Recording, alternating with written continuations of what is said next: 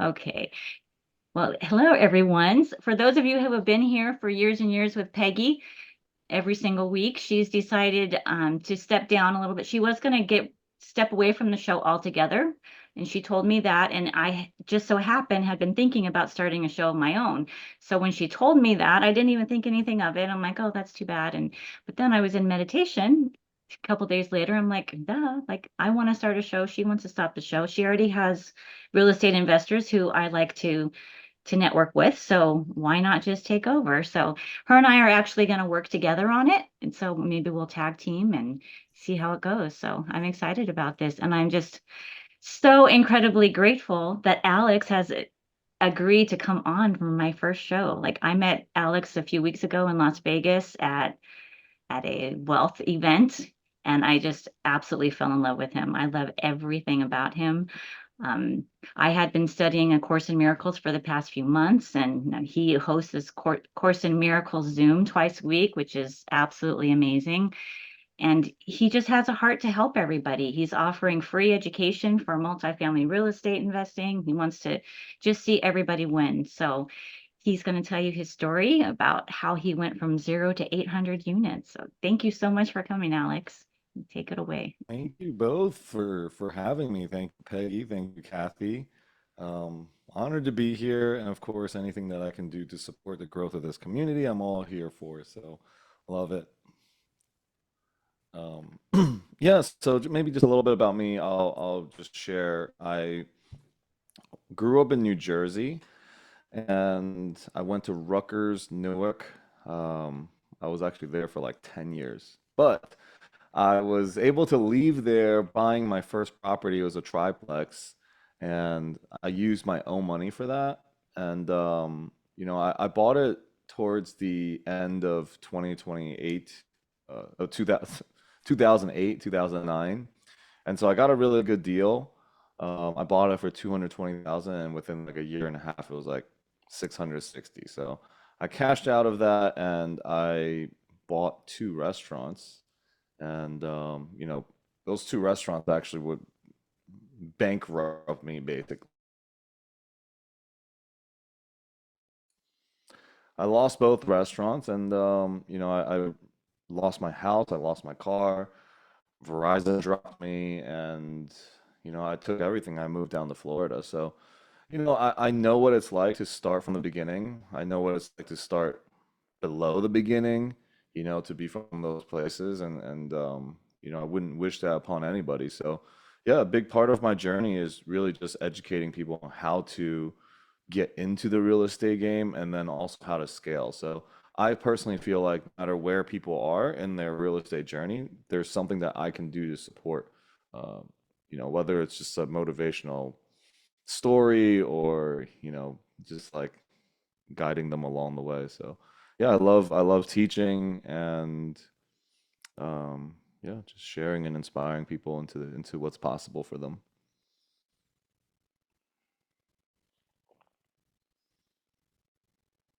So how long have you been in real estate? So I bought my first property, I think it was in 2012 or 2011, something, yeah, 2010, 2011 was when I bought my first property. But I've been studying and I read Rich when I was in college. So, I consider that the beginning of my journey. So about 20 years.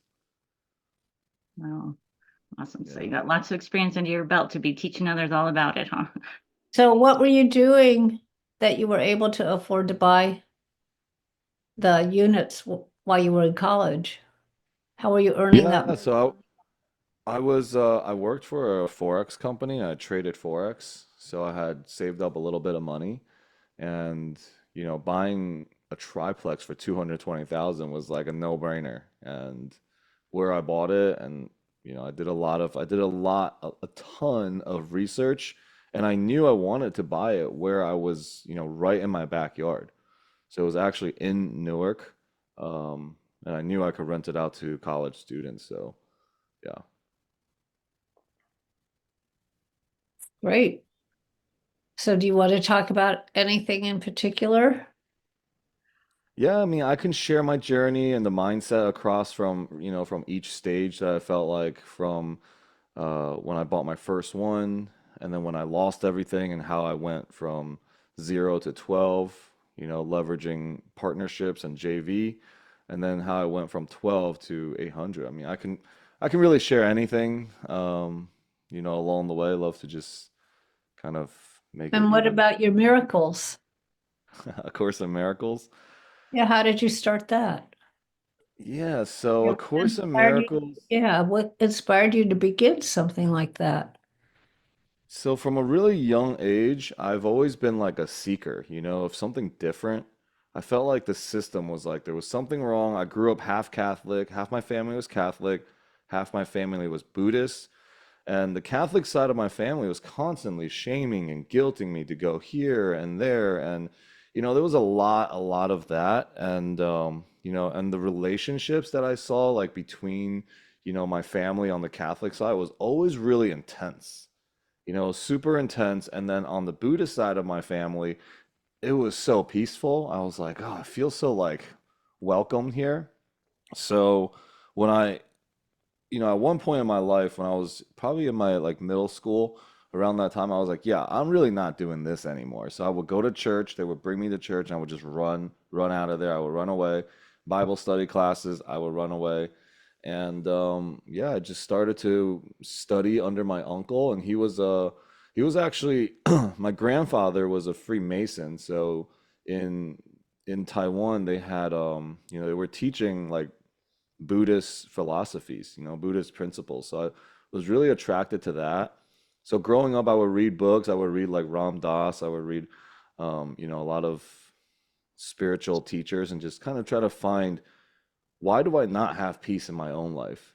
And I really feel like this when I like broke away from the Catholic side of my family, there was something that was like incomplete in me. I held some kind of grudge, and held something inside me, which caused me to be a really like troubled kid growing up. Um, and so when I was about like 17 or 18 years old, I had met my first mentor, and so he graduated from college. He kind of had a similar path, and he was like, "Hey, listen, everything that you're looking for, like I know what the challenge and all the struggles are and what you're seeking just by the books that were on my bookshelf." He's like, "Everything is in the Course of Miracles here." And so I opened it up. Of course, I see God, Jesus, Holy Spirit. I was like, yeah, no thanks. Close the book back up and put it away. And he gifted me the book, and it's always traveled with me because it meant a lot to, he's a big brother of mine basically. And it wasn't until when my dad and my dog passed away, like around like a pretty close time, that I was in a really, really dark place. And I opened up A Course in Miracles again, and it was like, this is not a religious text. This is a universal teaching. There are many versions of A Course in Miracles out there, and I was like, oh, this seems like a very inclusive book, you know? And then sometimes when we're in the deepest heartache and really feeling our emotions is a place that we really learn the most. We connect to things the most. So I just dove into A Course in Miracles. I studied it, I read it, I did the workbook lessons every single day.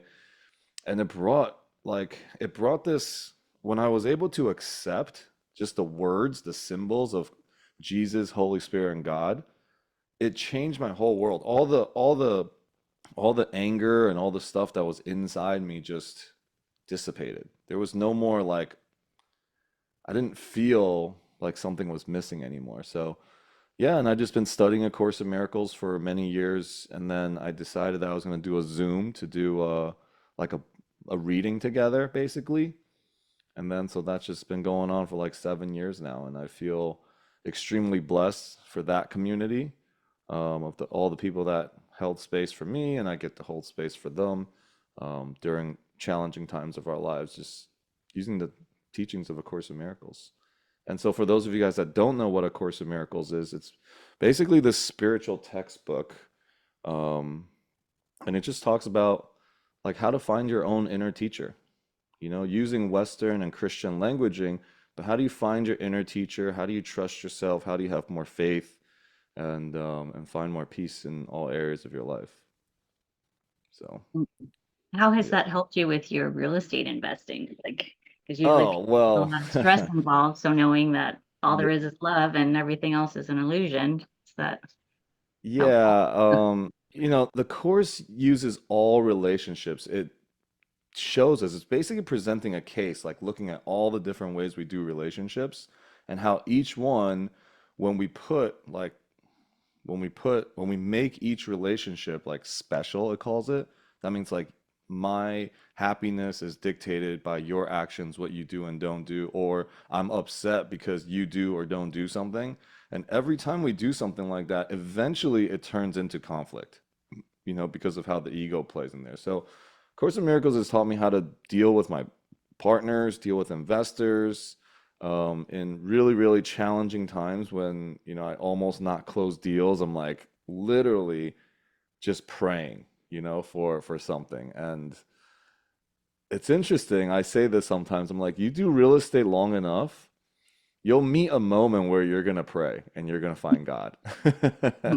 Like there will be a moment you're like, oh, please God, just don't let me lose all this money, or don't let me lose my investors' money. Like those situations happen. And each time just being shown that what an amazing lesson it is for me, and like it's designed perfectly. There are chance plays no part in God's plans here, right? That I need to learn something here. I need to be more humble. I need to be, more kind, whether it's to myself or others. So yeah, it's all the Kathys. I love it. Yeah. Um, My accountability person says God didn't make no junk. God didn't make no joke. No, no junk, Oh, junk. no junk. Junk. Okay.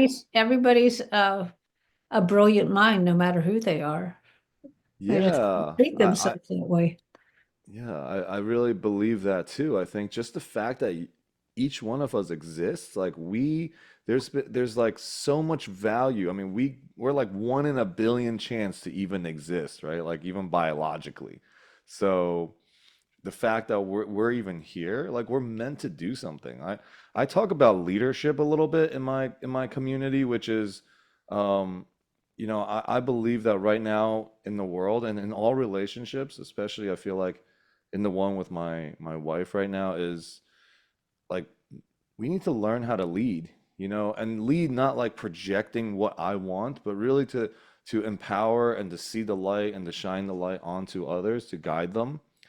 And I think this world needs more leaders, and everybody is actually capable of leading. You're not like you're not born a leader, really. It's just how you interpret your stories and how you decide what to do with it. If you're going to help people through your own challenges and your own pain, or if you're going to use it to like be a victim and attack the world. So, yeah, I think the world needs more leaders that are, you know, ready to use their own journey to serve others. Yeah. So can you tell us more about your journey, like getting to 100 units or 800 units? Oh, okay, yeah. So I always say there's really two phases. There's one shift in mindset that gets to happen, right? So the first one that happens is I think about what I can afford, right? What's in my bank account? How much do I have in there? What's my credit score? And then, and oftentimes that's delayed for a really long time, right? I had a friend literally come up to me. He's like, I've been living with my mom for the last 3 years so that I can save enough money to buy a property. And so, like, that thinking is because we're conditioned and our society has taught us to do everything individually, right? We go to school and the way that we get taught and the way that we take tests and are graded upon is that, and we're celebrated for our individual successes. So we're conditioned to do everything ourselves. So when we come out into the world, naturally, that's how we face the world. So I started that way. I was like, how much money do I have? What's my credit score? And I think majority of the people come up against this, right? So that's the first phase, which had me only buy one triplex. And then when I lost it all, I couldn't buy anything. There was a point that I was like, that's it. My entire life is done. There's no way I recover from 400K in debt with a 400 credit score. Like Verizon dropped me because I won't pick up these phone calls from all these collection agencies. And, it was just such a tough time in my life. And um, That's why I still have T-Mobile right now because T-Mobile gave me a chance. Nobody would give me a chance. I couldn't buy anything. So, I went to this seminar. It was kind of just like my last hope. So I went to this personal development seminar. Then somebody introduced me to this gentleman named Chris Crone. And so I learned how to partner. I learned about partnerships. I was like, whoa, it's like a light opened up in my mind that I didn't need my own, if I didn't need my own money and my own credit score, and there was a system for it, then I can make a comeback, right? I'm willing to work for it. So then I started to, host these little real estate meetups, basically just sharing. All I was sharing was the difference between stocks, investing in stocks and investing in real estate. That was the first two events that I did. And then I was like, there's no call to action. What am I doing?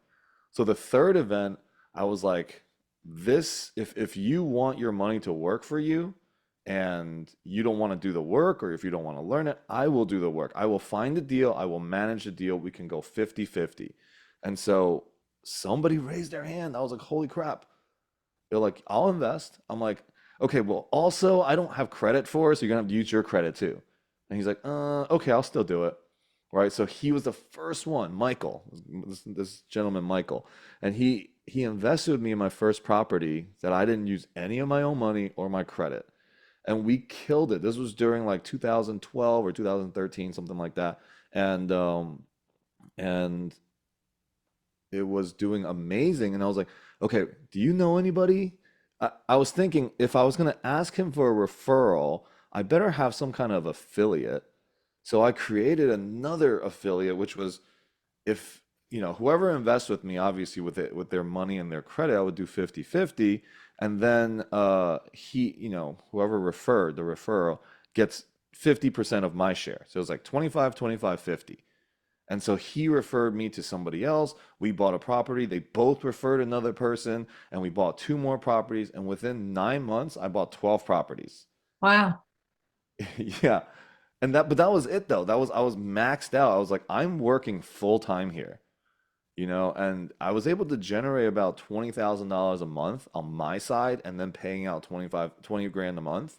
Um, we refinanced a couple properties. Like it still took me many years to pay off that 400K. I didn't know anything about like bankruptcies or anything at that time, so I didn't declare. I just kept paying back these creditors at like really high interest rates. So my 400K in debt, I probably pay like close to $700,000. But I paid it off through this model.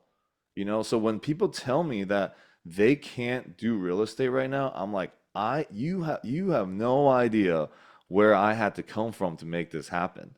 You can totally do it. So I never buy anybody's story. I'm just like, that's a limiting belief. I'm not playing. Not playing in your, so either you're going to enroll me into your smallness or I'm going to enroll you into your greatness. That's the way I see it all the time. Yep. So yeah, that's how I got to 12. And then I was maxed out. Um, want me to continue? Yeah. So, I couldn't do anymore. And there was about, they told their friends and their friends told their friends. And I was like, okay, I have about $700,000 of investors that want to invest with me. And so I was like, I need to do something else. I can't, this just doesn't work anymore. So then I learned syndications. I learned about syndications and I can do commercial deals. And growing up, every time I drove by an apartment building, I was like, ah, I wish I can own that. I wish I can own that. Who owns this? Like, how does somebody go into owning an apartment building? Right? I'm like, you got to be born into a wealthy family or super wealthy family, right? Or you got to own like Apple or something. Like that's what I always thought. And then I learned that it was basically what I was doing, but just scaled out a little bit. And so I adopted it really, really fast.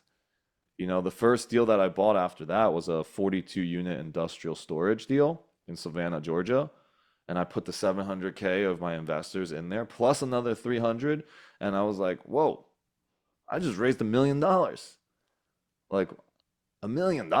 Like I couldn't even like fathom that number at that time, but I raised it and it was sitting in the bank and we ended up, buying this property for 4.2 million. And I was like, wow, that was great. And the people that I partnered with, they were just a little tiny bit ahead of me, which was great because, they can guide me, right? They have enough time for me. They gave me the time. Um, I did invest with a couple people at the time too, and they promised that I would be able to learn from them and eventually become a general partner, but none of that really came to fruition. Um, even invested with like Grant Cardone, and that was like, that was kind of a disaster with that. But um, yeah, and then after that, the same model just went and bought, we bought 60 units in Houston, we bought 176 unit in Georgia, then we bought 416 units in Dallas and 300 units in Florida. And I was just like, whoa, what is happening here? Because each one that I bought, I thought there was no way I could raise any more capital.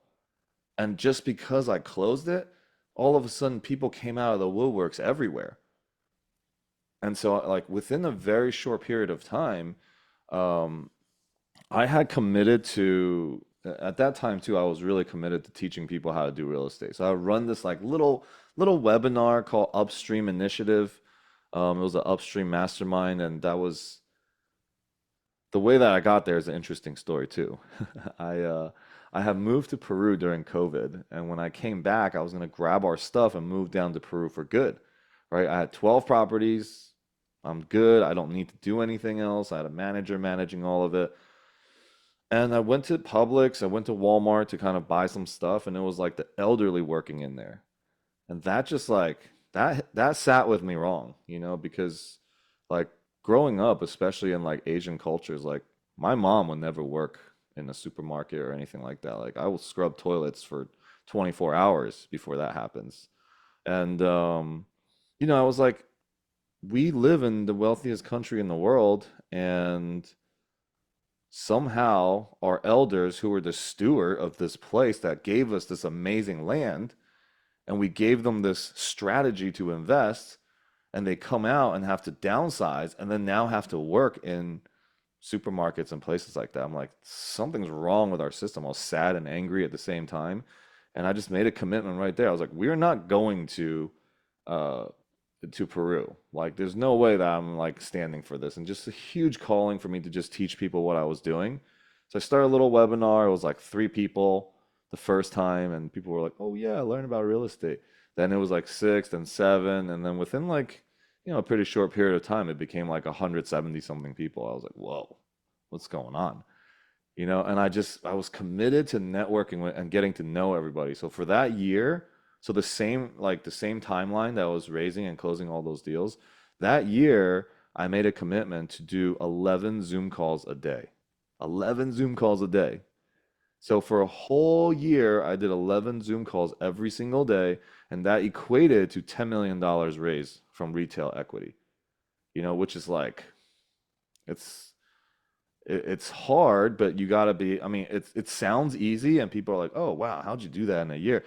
Like the grind and the hustle and the time and the energy spent into just nurturing and meeting every single person, and to like truly like wanting to get to know somebody, not just like raise capital. I learned so much in that one year about capital raising. And so, yeah, it was that's how I got to 800. And this year, like we're we're gonna get some institutional size assets for sure.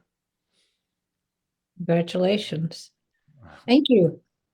Yeah. That's awesome. Kathy, what would you like to do next? Do you want to do any Q&A from any of the Yeah, that's audience? what I was gonna say. Does anybody have any questions for Alex? Money, so we're gonna see how we're gonna work our.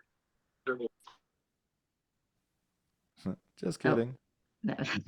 Like that doesn't sound like Vanessa. Well, I'll start with a question. Yeah, please. This is way back when you first began, and you said you cashed out. So did you not know about 1031 where you could have not cashed out, you could have exchanged into the restaurants? No, I did a refinance. I did a cash out refi. I You didn't did. sell it. Oh, you did not sell the property. So do you still own that property by any chance? Oh no, I ended up losing it with the Oh, restaurant. I lost everything. lost everything. Like my car Okay. got repoed. I mean, the feeling of your car being repoed is horrific. Like you come outside and the car's gone, you're making phone calls, but I'm like, I'm only like 2.5 payments behind. I'm like making small payments and they just took it. My Mm. Ram 1500. Okay. Hmm. So I don't know if people know about 1031, but 1031 is a great tax avoidance. And it's legal to avoid taxes. Mm-hmm. And Yeah, as yeah, there's a judge, one of the, I think it was a Supreme Court judge who lived in Washington, D.C., said, this is the explanation for avoiding taxes. He said, I could take the parkway, the toll road home every day if I want, or I could take the streets. When I take the streets, I'm avoiding the tax. yeah. So Yeah. just the simplicity of how tax avoidance is legal. Yeah. It's really a deferred, right? I mean, it's really just kind of kicking the can down the road for later. I mean, at some point somebody's gonna have to deal with the taxes. But Maybe not. yeah, maybe not actually. I don't So know. so We right just keep now, kicking it. so yeah, right now the way the taxes are if you have family, you have your children can inherit what you had upon your demise, and they get the step up to whatever the current value is. Guess what? Yeah, No that's right. taxes. No taxes. Yeah. Yeah. So, there's multiple ways, right? I think Robert Kiyosaki said it really well. It's not how much you make, it's how much you keep. Right? So Always. especially if you pay the taxes, um, that's money you don't have to reinvest into real estate. So, and it's unnecessary. So yeah. Anybody else have some questions? Stephen, you were saying you were interested to learn certain something. Mm. Yeah, you Probably guys doing can like something type else. it or share it. Or how about somebody named Kathy? Somebody chime in. Turn your cameras on so we know who you are. Yeah, please. Hi, Lisa. Thanks for being here, David. We're happy to see you. And all the Kathys, we're happy to see you. We'll get Mhm. that set up differently next week. Yeah, for sure. I know Sean has lots of experience with multifamily and real estate. I don't know if he wants to chime in with any tips or anything.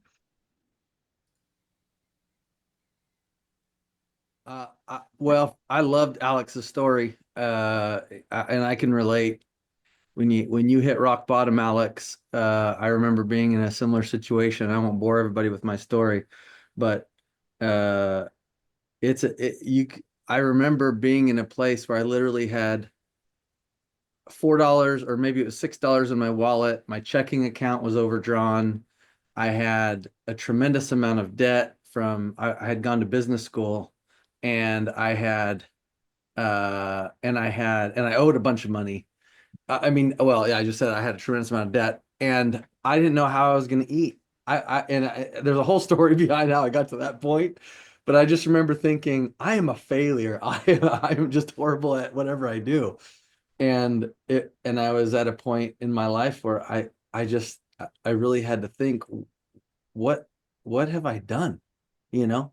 And I think that's where you were saying you were, Alex. And and here you are today being able to talk about the success you've had.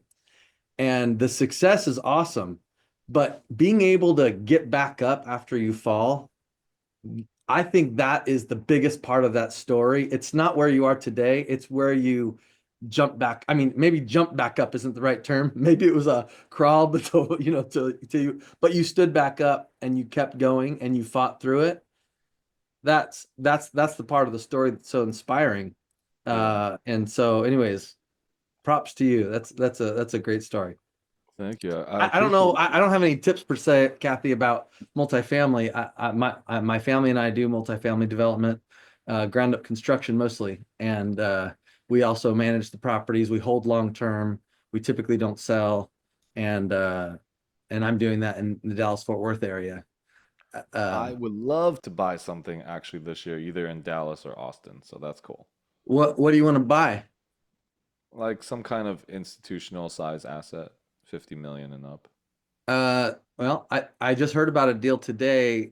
You can buy 235 units in San Antonio for, well, no, it's not 235, it's 200 and something units for like 135,000 a door, which is a phenomenal price in a good area of San Antonio. I only am looking in Dallas Fort Worth, so I'm not going to other markets, but I'd be happy to share the broker's info with you. It's not on the market, it's a pocket listing, but But you my just said San broker, Antonio though, right? what's that? You said San Antonio. That project is in San Antonio. I would be interested if it were in the Dallas Fort Worth area. Same. I would be interested if it was in the Dallas Oh, area. okay, okay. So I think if I weren't here, San Antonio would be my second choice in Texas. Well, I'll take that because I have somebody that would go to San Okay. Antonio. Yeah, I'll forward you the broker's info, Peggy. Okay, that'll be great. That would be Yeah. really cool if, as a result of this call, that everybody like got together and bought a deal in San Antonio or Dallas. Or somewhere, Or doesn't matter. somewhere. Yeah, no, But true. how much do they know so that they make sure they're doing their due diligence properly? That's like the key. Well, and the other key is how much experience do they have so other people will invest with them. And Yeah. what you had said about yourself is the people that you talked to, they knew more than you. They helped you through that. Most people start with no knowledge because Hmm. it's new to them and they aren't finding the people. And so they're huge risks. You've Yeah, got and to invite people on the team for yeah. other people to invest with you.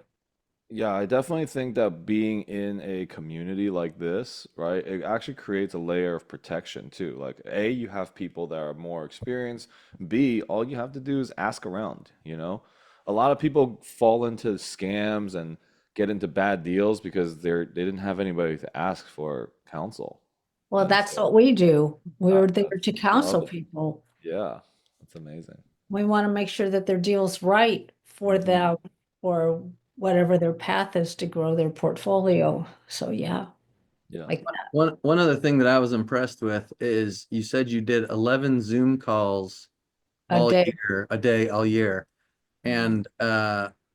And one thing that I've learned in my ups and downs in my career is that I'm not necessarily smarter than everybody else, and I'm not necessarily anything better than anybody else, but I can work hard and I can just and I can push through and that has paid off more than any education, any, understanding of things. In my opinion, hard work has, they say the harder you work, the luckier you get. And I really believe that. So I think those Zoom calls, if nothing else, it told the people that you were talking to, this guy is on top of things. He is hungry and I want to be a part of whatever he's doing. And that's contagious that we're going to do this and that hope and that inspiration. So I've seen so many people tell me, I've got a really good friend that's trying to do real estate development right now. He has called me multiple times saying, what is it that I need to learn from you to be able to do what you're doing? And I tell him, well, you find a good deal and then I'll help you with that deal. But like find that deal and then I'll tell you what the next steps are. But you just got to hustle and find those deals. And then it's just that there's always stuff to do. And you gotta be hungry and eager and proactive, right? Hmm. And I will say that, and I don't, I hope I'm not offending anybody by saying this, but there is a lot of, you mentioned Grant Cardone, Alex. There is Yeah. a lot of people that are trying to take the money of, and my buddy did something similar. He paid for like real estate development coaching or something, or real estate coaching. And there's a lot of groups out there that, and I know they're maybe their intentions are good, but be really careful about spending a lot of money with a real estate coach. I would say it's better to find a mentor and figure out a way to have a win-win situation. Like, hey, I'll find you a deal if you teach me, and I'll give you some of the equity if you teach me how to do what you're doing. Like, that's a way better coaching scenario than paying somebody $20,000 or $10,000 or something to make you a developer like them. anyways, just Yeah, I actually think they should have everyone. I mean, I was literally like a mastermind junkie for a while, so I joined every single one that's out there. Now, obviously, great. There's some content, but here's the thing about like masterminds and those things. In the beginning, the first like when you're first joining a mastermind, the information that you learn is the value of the mastermind, right? And then towards the end, like when you've learned it, it's the quality of the people and it's how they empower people and how the community operates. So that community becomes the value. So, like where you're at in real estate like that, the value point of masterminds will start shifting. And I do think that like people there's so many friggin' masterminds and this and that out there that well, I think right now there's just like fatigue also, right? There's fatigue about it. There should be a disclaimer that when somebody joins, 90% of you guys are going to do nothing. Like that should be the disclaimer. Not like we're going to have you get into a deal guaranteed anything. Like it should just be like 90% of you are going to you're going to do nothing. And if you like that statistic, then you can pay the $30,000 or whatever to join, right? I mean because there are people that are getting massive value and make things happen. Um, like I came through paying $30,000 for a mastermind. I found my team in there. Now, I didn't feel good about the community itself or, the leadership of it, but at the end of the day, like I came through there and I'm like, there's value everywhere, but it's up to you. And you were saying like the hard working thing. Like I have a mindset, like I don't believe anybody has a stronger like mental fortitude than I do. Like, you know, and I'm like, I call it 120 beast mode. I'm like, this is 120 beast mode means I'm going to do this because I know other people aren't going to do it, right? Like nobody's doing this. That's why I'm pushing myself even harder to do it right now. Like I do things that people won't do, and that's like the game for me. And I know doing that creates massive results. That's what success is. And I've been around a little bit longer than you, but yeah, that is my philosophy also. Yeah, That's why we've been successfully investing for 40 some years. love it. That's beautiful. Yeah. And masterminds are important. That's Hmm. what I love about your group, Alex. It's not like you're charging thousands and thousands of dollars to just get some education. It's so generous that you're offering this free education to people. And Yeah, I, most of the stuff we do is for free for sure, but we do have like funds and programs that are high ticket as well. So well, yeah, but I mean, you help a larger majority of the people, instead of only the people that have the money to pay right away. At least people can get started somewhere, and then if they decide that it's for them, then that's when they can actually, pay for the higher end programs. And I met Vanessa last night in your breakout room from on your Zoom. So she yeah, was, so she's a teen. Vanessa, you should speak. Come on. yes, please. Hi. I don't know what to say. I'm so sorry for my mic getting unmuted. I was on a call with an investor, so I was like, oh, I didn't realize. I'm sorry. But yeah, it was a pleasure to meet Kathy, and it's been an absolute amazing pleasure to be working with Alex. Like best thing ever. So Vanessa has been around our community for a while. Like I have a huge passion of working with teens and young adults. So like before our calls, like every Monday, we always like have a 30-minute session where like parents send their kids and their teens and stuff to that call because like as a parent sometimes like your kids aren't going to listen to anything you say. But if they join, I just think it's a great group. Like when you can create a space for teens to just like if they're interested in entrepreneurship, real estate, all of that, just be able to brainstorm, mastermind in there.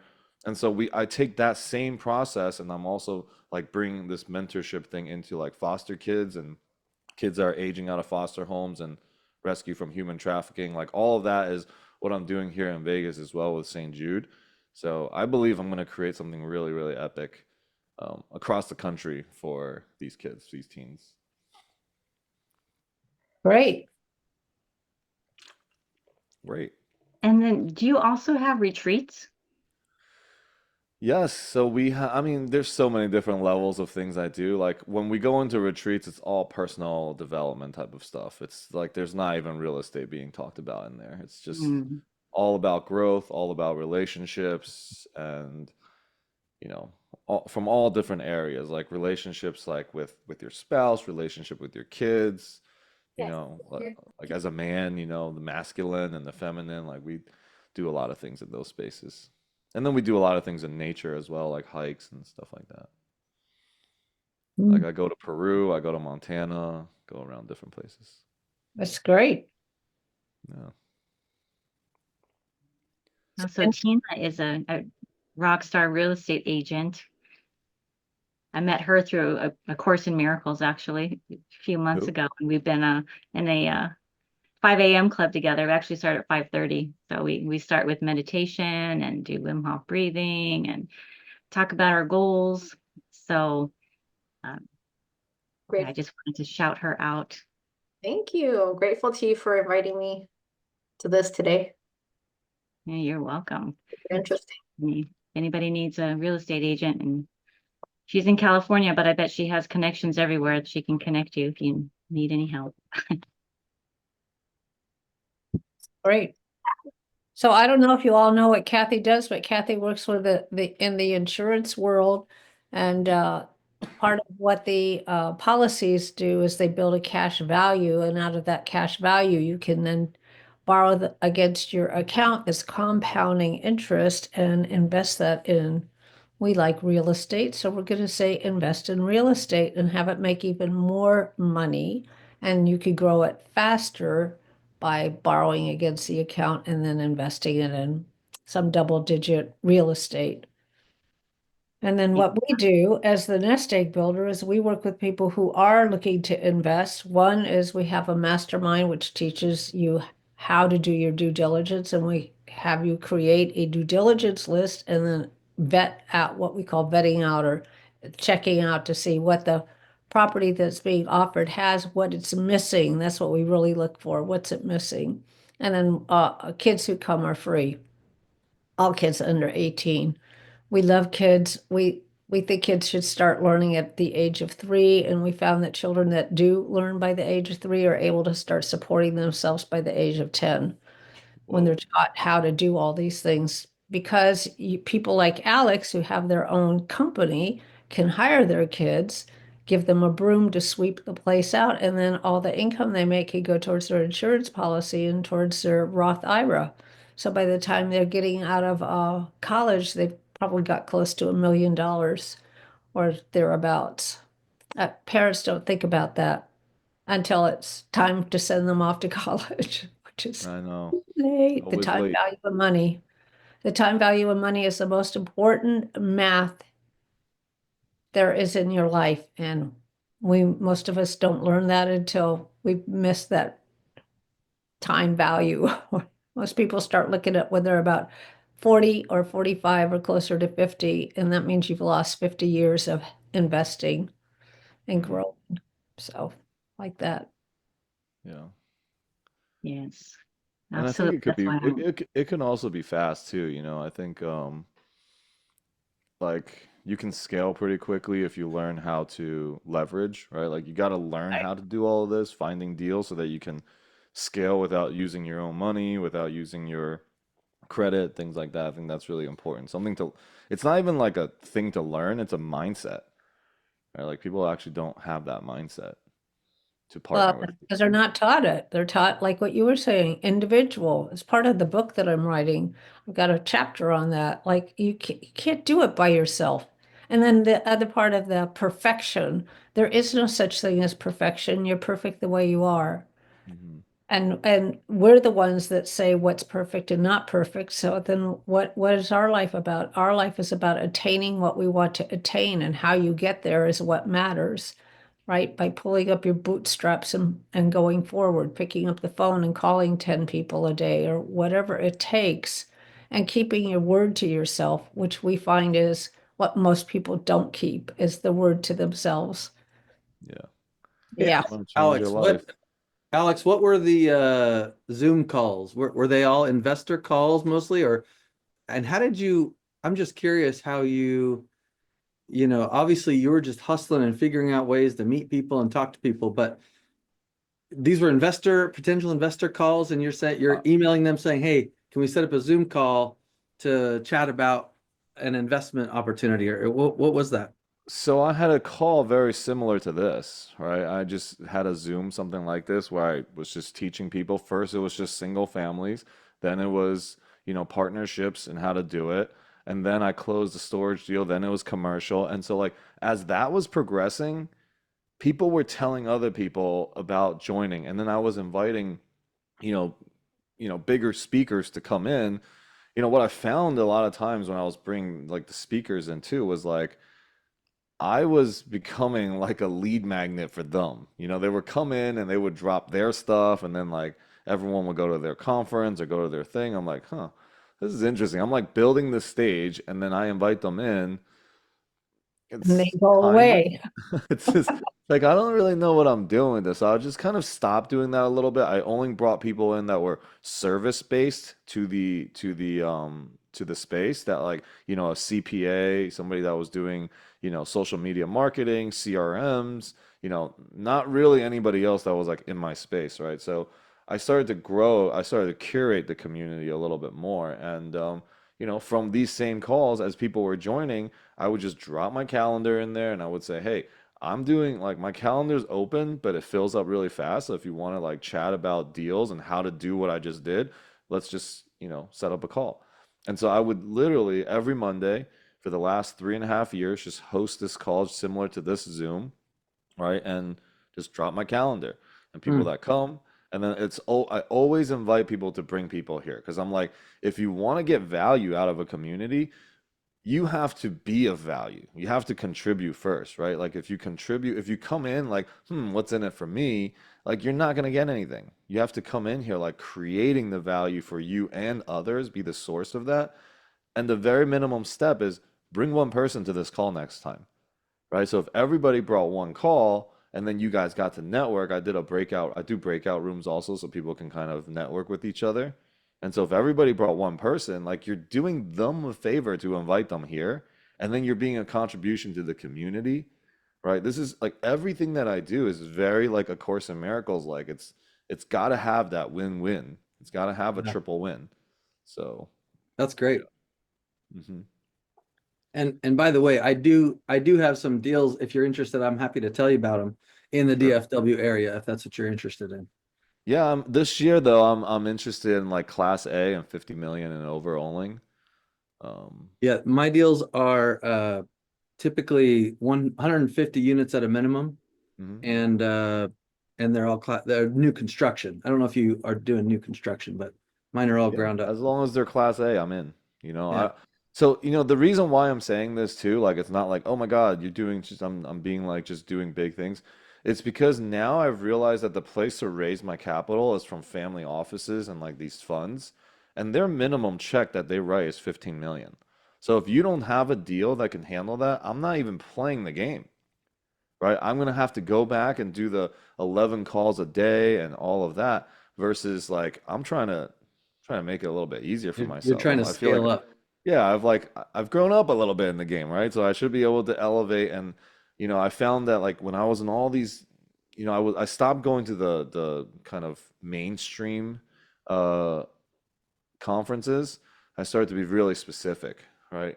There's got to be a reason I'm going there. And unless I'm speaking from the front of the room and working from the front of the room, like I'm not gonna be one of those guys that are just outside the room trying to network with each other the whole time. Like that's just not where I should be placing my energy anymore. So, as I'm in family office events and things like that, I realize like I'm like doing $15 million deals and they're not even giving me their phone number, So I realize I'm not even in the game. And so, like, the next time I went, I found somebody with a deal, I found somebody with money, and I went there and I was like, oh, let me connect you to this person and that person. And before you know it, I was like a really popular person, but I didn't even have any deals. I just connected people, and I don't even know if they did deals because nobody included me back in there. But, perhaps they did deals out, like, still, but everyone got a chance to know who I just offer value. So it's always like lead with value, with no expectations of anything in return, because I'm just learning the game. I'm trying to figure out like how do I get in there? And now I know, okay, if I don't come with a deal that size, I'm not even playing. So this year it's like if I'm gonna play, then I'm gonna win. That's why my criteria is what it is.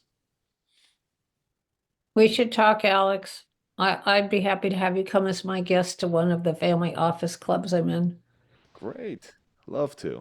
Yeah. Hey, Peggy, besides the family office club, so Peggy and I met at a conference where there's family offices, and that's also the kind of my target as well for investors or family offices. But I have friends and family that invest as well. But Yeah. and then Peggy introduced me to Kathy, and then she told me, "Hey, join us today." Or that was yesterday, I guess. I talked to Kathy. Um, but besides the family office club, Peggy, do you go to other family office conferences like that? Once in a while I do. We have another Yeah. one here in LA I go to upon Oh, okay. occasion. But yeah, they're pretty happy with they run their family office very differently than Richard runs his. So, Mm. but we could talk about that. Yeah, I'd be interested. Okay. Yeah. And And There's Alex, a I'll shoot you a note so you have my contact info. We can touch base offline. Yeah, for sure. And then there's also there's a event run by Jordan Hutchinson, Jetson Capital. Also, that's a Yeah. pretty good event, yeah, you know. yeah, I've met some Jordan really, Jordan really comes to the same meeting I go that Sean and I go to. cool. Yeah, Yeah, he was there Jordan's a at good friend this of mine. last time. Yeah, with his dad. Yeah. Yeah, I'm a good friend of his dad and I are close friends. Yeah, yeah, yeah. Paul's really great. Yeah. He gave me his cold. Wasn't that nice of him to share? Yeah, but that's cool. You know, and you know, for everyone that's here too, like as you're listening to all of this, when I show up and I get to any place, whether it's with one person or with 27 or 100 or 1,000, whatever, I'm just constantly asking myself, what's the highest purpose of me being here? Right? And like that's why it won't just be a transaction. It just like, why are we here of all the places in the world and 8 billion people and we're in the same call here? Right? Like that cannot be an accident. So I'm always asking myself, like, okay, what's the highest purpose? What's the highest purpose? So, you know, being able to be in this space with Peggy and Sean and Kathy and the rest of you guys, and for everyone that came from my community too, like, I hope you're learning something. I hope you also take the opportunity to just network with people here and, you know, and say what's up, all the Kathys. Yeah, the Cathy's. We'll get that worked out for next week. Yeah, Yeah. sorry about that, guys. Hmm. I know that David always has questions, interesting questions. Do you Yeah, have and a we question, got David? we You have guys are going about to be 4 called out minutes. now. We have I know. we have a couple minutes left. Hey, Alex, Lance here.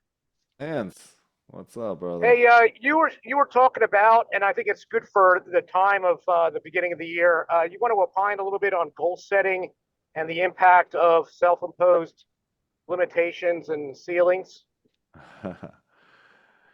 Yeah, I think that without a community, without people to kind of mirror back to you, whatever your goals are, probably too small, right? Because you're thinking about it from your own perspective. And so, um, I think about it like this, like this year, what will winning look like? You know, like not in 5 years. If you're around the right people, whatever goals you set for 3 years, 5 years, that's going to be condensed.